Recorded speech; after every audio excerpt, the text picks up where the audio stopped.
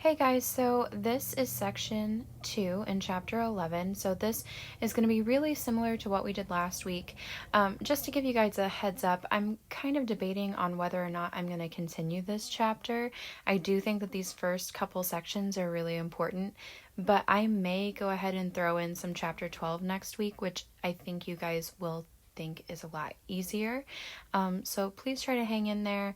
Again, I know that this whole thing is really hard to do on your own, but I am always here to answer any questions that you have. So that being said, I want to jump in. I'm going to try to cut down the length of time that this video is. I know the last one was pretty long.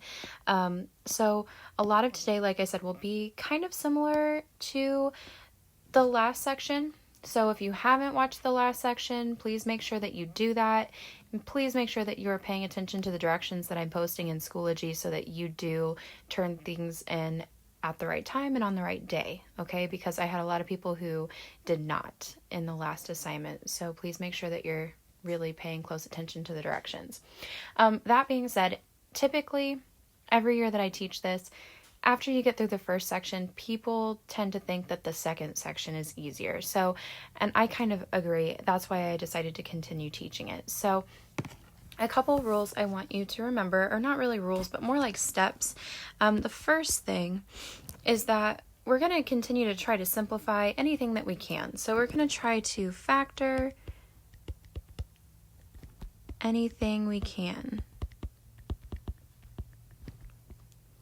That is our first step.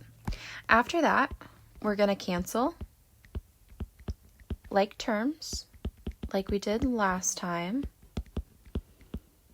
And then our last step will be to multiply. Sorry, I can't write it all at the same, in the same line because I don't have enough room. Okay, so our last step will be to multiply at the very end. So please keep in mind, as we're doing these, we are not going to even think about multiplying until we have simplified. Okay, and that's what makes this a little bit better. So looking at this first problem, I'm looking at all four of these pieces separately. So by four pieces, I'm talking about the two numerators, the two denominators. Okay, I'm not going to keep that. I'm going to get rid of it. But that is what I mean. So I'm going to look at them first and see, can I simplify any of this stuff? Can I simplify the 5? No, I can't. Can I simplify a 3? No, I can't. Can I simplify y? Nope. And can I simplify y cubed on its own? No. So all I can do here is, one, I can't factor anything. And looking at it on its own right now, I can't simplify anything because we can only simplify between the numerators and the denominators. So they have to have some kind of like terms in the numerator and the denominator. Can't do that here.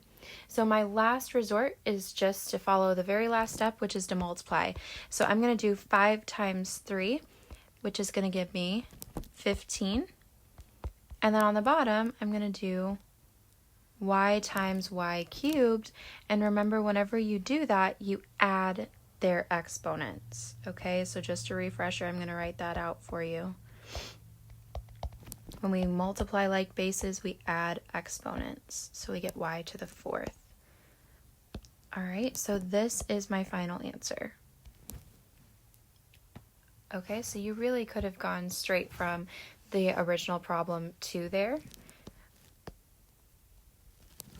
But, you know, in this case, I kind of wanted to just remind you about those exponents. Okay, so then in the next one, before you do anything, what you might want to do is put parentheses around all the separate parts. That's typically how I kind of teach this. So I have x, which I don't necessarily need parentheses around, but then I have x plus 1. Let me change my color back. I have x plus 1. I have an x minus 2. And an x minus 3. And I could go ahead and put parentheses around the x. It doesn't really matter if I did. So just for the sake of keeping it all, you know, consistent, I will. Now, looking at each one of these parts separately, I'm going to figure out, is there anything inside there that I can simplify? Well, I can't simplify an x. I can't simplify an x plus 1 because I can't factor out a GCF from that. I can't simplify an x minus 2. And I can't simplify an x minus 3, again, because I can't factor out any kind of GCF. So I'm just going to multiply, and I can't cancel anything, okay? Because I can skip over that second step because I know that none of these pieces are alike. So if I cannot factor and I can't cancel, I'm going to go straight to multiplying. Okay, and the reason why I can't cancel is because I don't have an x by itself in the denominator. I don't have an x plus 1 by itself in the denominator, and vice versa. So I'm just going to multiply. And when I multiply, I'm just going to have x times x plus 1 over x minus 2 times x minus 3. And one thing that I want to note, and I'm going to fix this 3 because it doesn't look very good, is that you could leave that single x on the top just as an x without any parentheses. And that's correct, but Math Excel should also accept this answer as well. And this is our final answer because there's nothing that I can do with it. I can't cancel anything, so I'm done. Okay? So moving on to the next one, this is where we'll start to have some examples where stuff will cancel. Okay, so I'm still going to look at everything separately. I have 4 separate parts. And I guess the reason why I want you to put them in parentheses is so you know you can't like split it up and cancel pieces with other pieces. Like I can't cancel this 2 with that 2. Okay, because they're part of something larger that's in parentheses, if that makes sense. So we can't do anything like that. Okay, so looking at this, I'm going to simplify everything that I possibly can. And for right now, the 3x squared, I can't really do anything with, so I'm going to leave it as 3x squared. And these monomial terms, I'm not going to worry about the parentheses. The bottom, x plus 2, I can't factor out a GCF from that, so it's just going to stay x plus 2. Then I have times, and then we have x squared plus 3x plus 2. This definitely can be factored, and it's going to be factored using our normal parentheses and product and sum factoring. So we have x and x. Looking at the last term sign, it's a plus, which means both of my signs in my parentheses are going to be the same, and they're going to be whatever the middle term sign is. So they're both going to be positive. Then I'm looking for numbers that multiply to 2 but add up to 3. Well, the only 2 numbers that do that are 2 times 1, because 2 times 1 gives us 2, but 2 plus 1 gives us 3. So I have a 2 and I have a 1, and it doesn't matter where each one is because the signs are the same. Now on the bottom, all I had was an x, so I'm just going to leave it as x because obviously I can't do anything with that on its own. Okay, so now we're going to start, and I'm going to put these parentheses back in. We're going to start looking at what we can cancel, okay? And as I'm looking at this, I see, I'll use yellow, that I have, and again, we can only cancel something from the numerator with something from the denominator. I see that I have x plus 2's in common, so I can cancel those out. Now, evaluating the other stuff that I have this 3 out front. I can't really do anything with that because I don't have any other 3's in the denominator or even anything that can be divided by 3 in the denominator, so that's going to be left alone. But I notice I have an x squared on top and I have an x on the bottom. Those I can cancel. We did this in the last section. I can cancel one of those x's that are a part of that x squared with the x in the denominator. So this x can go away, and then this x squared up top is just going to turn into just an x. Okay, so I'm going to be able to cancel that part. And actually, I think I'm going to change that. Sorry, I'm just trying to think about when I take a picture of these, what's going to make the most sense. Let me put that squared in. And I'm just going to cancel out the 2. Okay, I don't know if that really made it that much better. Okay, but the 2 gets canceled. So I don't have anything that I can cancel this x plus 1 with. I don't have anything left in the denominator. So we just have to multiply now. And when we multiply, we're really not actually multiplying because we keep everything separate. We're mostly just getting rid of anything that we canceled. So on the top, I'm left with a 3x. and an x plus 1. In the denominator, everything was gone. Okay, so if everything cancels in the denominator, technically we have a 1 down there. But because anything divided by 1, it kind of just goes away and it becomes itself. So if I did 2 divided by 1, I just get 2. We don't have to put that 1 in the denominator. So we're going to leave our answer just like this. Okay, and that is the final answer. Okay, so let's move on to the next one. So in the next one, same deal. I'm going to try to factor anything that I can. I have an x plus 1, can't do anything with that. The x minus 2 in the numerator, I can't do anything with. I don't have a GCF. However, this 4x minus 8, I do have something I can do with that. Okay, so let me catch all this up. So I said the x plus 1 I can leave alone. And I'm going to go ahead and take care of the 4x minus 8. So when I look at this, I see that I have a GCF that I can factor out of it. I can divide 4 and 8 by 4. So I'm going to do that, and I'm going to put that 4 out front. So I have a 4, and then inside, I'm going to be left with an x minus 2. Now, in the other fraction, we already said that the x minus 2 can't really factor. You can't do anything with that. But I definitely can factor the bottom, and I should be thinking factoring using 2 sets of parentheses. Okay, so I'm going to need 2 parentheses here. I'll have an x and an x. Looking at my signs, my last term is positive, which means that both my signs are going to be the same. They're going to be whatever the middle term sign is. In this case, they're both going to be pluses. All right, and then I need numbers that multiply to 3, but add up to 4. So 3 times 1 gives me 3, but 3 plus 1 gives me 4. So I have a 3 and I have a 1. All right, so we've factored everything. This was our first step. Now we're going to cancel whatever we can, whatever they have in common. So the x plus 1s, I have 1 in the numerator and 1 in the denominator, so I'm going to cancel those out. Same thing with the x minus 2s. There's 1 in the numerator, and I can cancel that with the 1 in the denominator. And looking at the rest of this, I don't have anything left in the numerator, so there's nothing else that I can do. So I'm going to go ahead and move on to my last step, which is to multiply, or basically take out anything that we have canceled. All right, so in the top, I said everything went away. And so if everything goes away in your numerator, you can't just get rid of it, because otherwise it won't look like a fraction anymore whenever you're really left with things in your denominator. So we do have to put a placeholder in there, and we're going to just make it a 1 because everything else canceled. Then in the denominator, all we have left is the 4 and the x plus 3. And so that right there is going to be my final answer.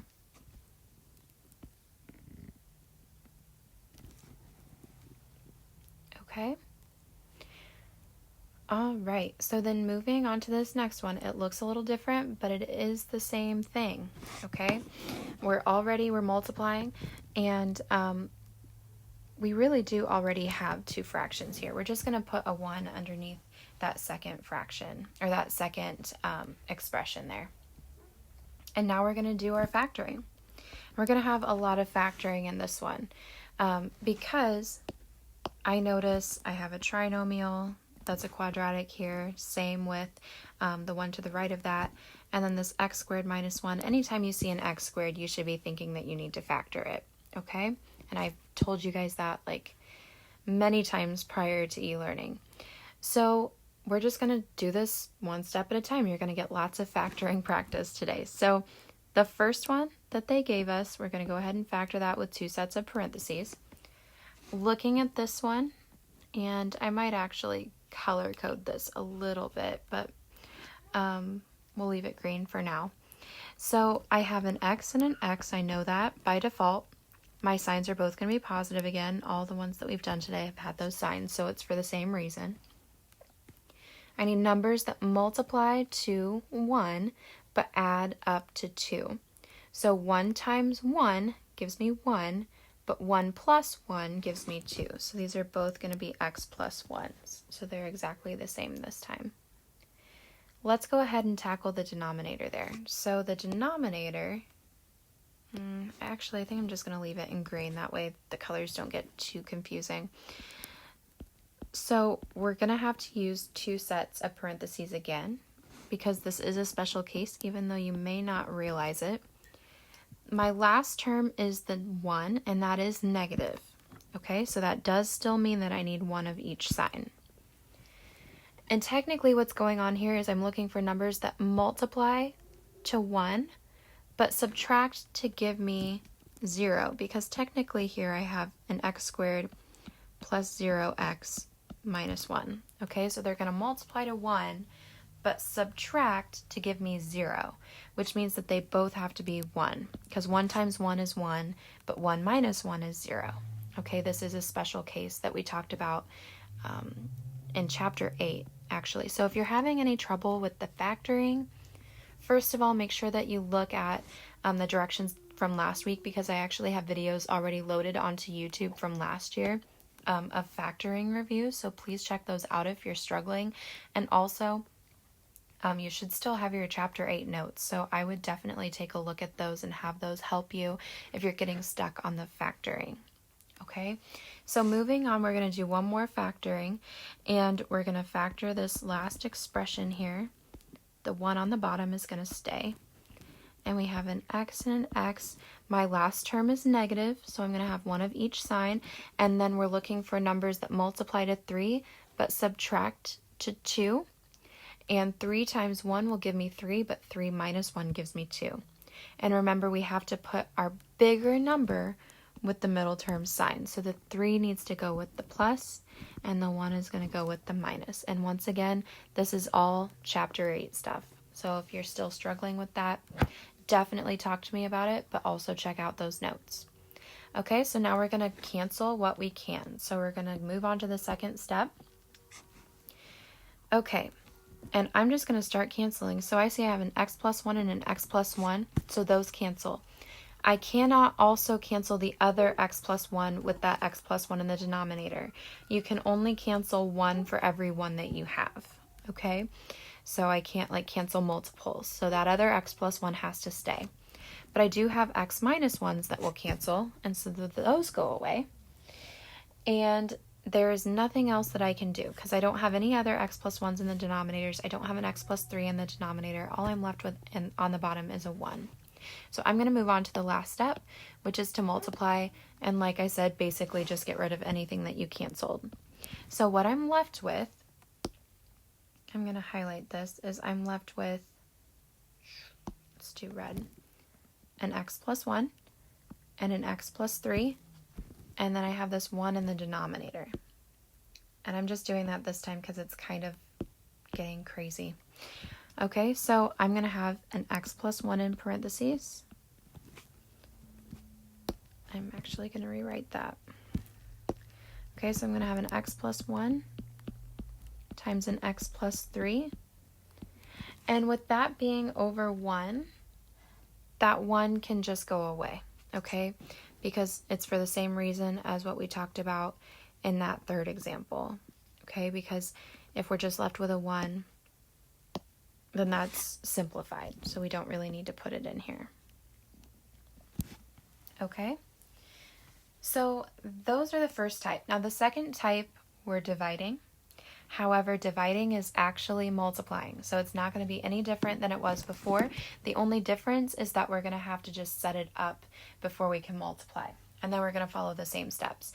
So whenever we are dividing, we're actually multiplying, and that's because we have to keep, change, flip. Okay, so let me add that in here. We're going to keep, change, and flip.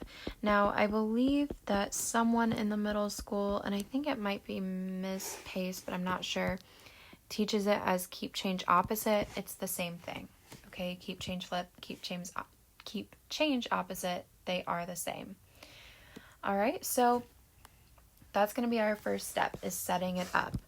So we are going to keep the first fraction the same. We're going to change the multiplication sign to, or sorry, the division sign to a multiplication sign, and then we're going to flip the second fraction. Okay, so this is what keep, change, flip means.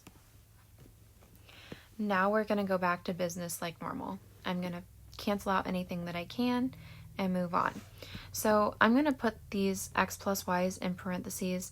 I don't have anything that I can factor here, and yes, even though that they threw in x's and y's, we're still going to handle this the same way. I can't factor anything, so I'm going to move on to the second step, which is to cancel. The x plus y's cancel, and I can cancel the x with the x. And the reason why I can do that is because this xy on the bottom is multiplying, so I can separate those. Okay, so I can get rid of the x. Now all I'm going to be left with, in this case, is on top, I don't have anything. So since I don't have anything and everything canceled, I have to make it a 1. And on the bottom, all I have left is the y. So my final answer is just going to be 1 over y. Okay. Next one, same deal. We got to keep, change, flip it first. So 4k plus 8 over 6k minus 10. First one stays the same. Change the division to multiplication, and then we're going to flip the second fraction. We're going to have a lot of simplifying to do on this one. Okay. And now we're going to start simplifying and factoring these down. Okay, so I'm going to move on. I'm going to move over here and see if that gives me a little bit more space. Okay, so the 4k plus 8.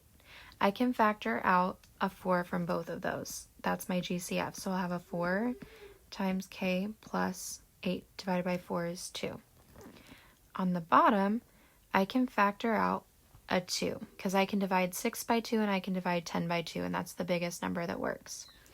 So I have a 3k minus 5. On the next fraction, I can divide 9 and 15 by 3, and that's the biggest number that also works. So 9 divided by 3 gives me 3k, and negative 15 divided by 3 gives me a negative 5. On the bottom, this is a 2 parentheses type of factoring situation. So we're going to have k and k. Both my signs are going to be positive this time, and I'm looking for numbers that multiply to 8 but add up to 6. So 4 and 2 work there because 4 times 2 is 8, but 4 plus 2 gives me 6. So all those factorings are done. Now we're moving on to the second step where we cancel our like terms. All right, so as far as the stuff in parentheses, I can cancel the k plus 2 and the k plus 2. I can cancel the 3k minus 5s. I can't cancel the k plus 4 with anything, but then there's one last thing that I can do. I can simplify the 4 and the 2, and I can basically divide them. So the 4 will become a 2, and then this 2 on the bottom just goes away. Because if I divided them both by 2, 4 divided by 2 gives me 2, but 2 divided by 2 gives me 1. Okay, so I canceled those out and made the 4 into a 2. Now, for my last step, I'm just going to multiply or get rid of anything that I canceled. So on the top, let me highlight in red this time. I have a 2 and a 3, and we're multiplying. So I'm going to take the 2 times 3, and I get 6 on the top. On the bottom, I'm just going to be left with a k plus 4. And that's my final answer. Okay. All right, so the last two. Same deal, we got to keep, change, flip it. So the first fraction stays exactly the same. Oh no, I don't want to write in that. I'm going to keep it consistent here. I'll write in green. So I have z squared minus 2z plus 1 divided by z squared plus 2. We're going to change the division sign to multiplication, and we're going to flip this last one. So this last one is technically z minus 1 over 1, so it becomes 1 over z minus 1. All right, and we're going to simplify anything that we can. Good news is that we're not really going to have that much to simplify this time. So we're going to start factoring it out. We're going to do 2 sets of parentheses for the z squared that's on the top over here on the left. So we'll have z and z, and I think I might have made these a little too small. Both my signs are going to be negative because my last term is positive, so they're both going to be the same, and they're going to be whatever the middle term sign is. So they're both negative. Numbers that multiply to 1 but add up to 2. 1 times 1 gives me 1, but 1 plus 1 gives me 2. Okay, so this is actually the same factoring that we had earlier. And it's a lot like the 5th problem or so. Okay. All right, so then on the bottom, z squared plus 2. I know our instinct is to try to factor that, but that one is actually not factorable because it doesn't fall into our special case. So that one is out. And so what I'm going to be left with is multiplying by 1 over z minus 1 on the bottom on the right. And let me put this in a different color because it looks like it's all one problem, but it isn't. Okay, now we can go ahead and cancel. I can cancel one of these z minus 1s with the z minus 1 on the bottom on the right, but that's actually all that I can do here. So then I'm going to go ahead and write my final answer. All I have on the top, and this is a little crooked, so I'm going to highlight it in red, is a z minus 1 and a 1. And on the bottom, I have a z squared plus 2. So z minus 1 times 1 is just z minus 1. And then we have a z squared plus 2 on the bottom. And that's it. That's all we can do with it. Okay, last one. This is still a division problem, okay? My division is right here. So it's still going to be a keep, change, flip. So the first fraction, the one on the top, is the one that's going to stay the same. So we keep this, change the division to multiplication, and then we flip the second fraction, or the one on the bottom in this case.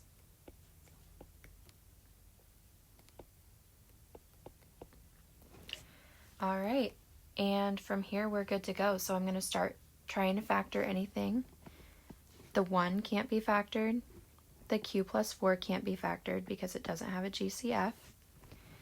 The 2q squared cannot be factored because it's just a monomial, so I can't do anything with that.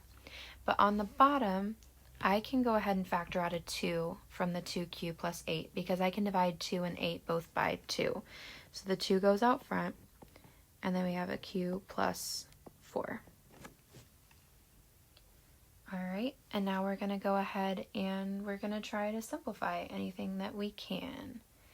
And it just occurred to me that I did not flip the second fraction. So aside from going through and starting this whole thing over, I am going to backtrack. Sorry, guys. I said that I needed to flip it, but then I didn't. So the 2q plus 8 is actually here. It doesn't really change much. We're still going to do the same thing.